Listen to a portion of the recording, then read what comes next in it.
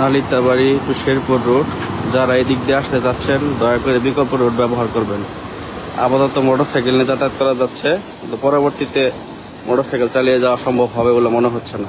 যে কোনো সময় ভেঙে পড়বে, নিচের তলায় কোনো মাটি নেই।